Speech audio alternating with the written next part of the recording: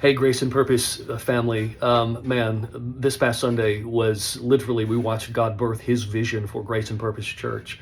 And it wasn't possible without our dream team, without you, without people showing up and giving of themselves and sacrificing to create a space and an environment that is our own, where people will come, lost people will come, and they'll hear the gospel and in Jesus' name place their faith in Christ.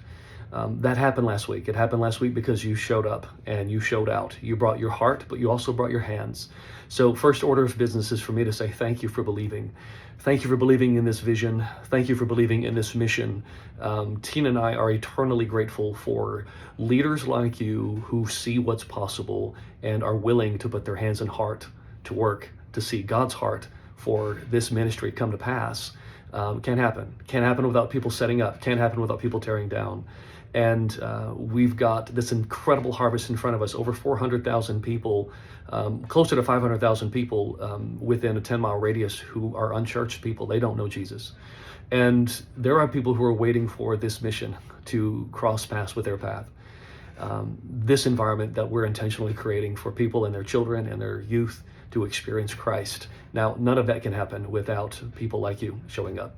So thank you for showing up. Thank you for saying, you know what, if it comes between literally people not experiencing Jesus and the forgiveness of their sins in eternity in heaven, and the alternative, if the thing that stands between it is leaders showing up and my hands and my heart showing up to make sure that we create this space for people to come, then yeah, I can come. I can be a part of that. I mean, my goodness. I want to be a part of doing something that's making not a temporary impact, but an eternal impact, where people literally cross over from death to life, where people literally go from hopelessness to hopeful. Yeah, I definitely want to be a part of that. So thank you. Thank you for digging deep.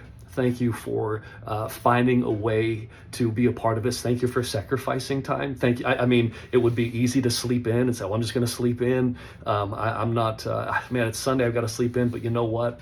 There are people who are spiritually asleep.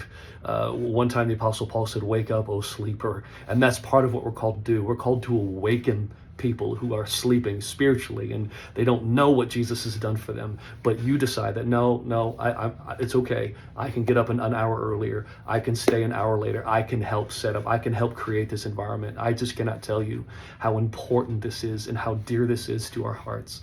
This is impossible. This is not possible unless God's people bring their hearts and hands to the table.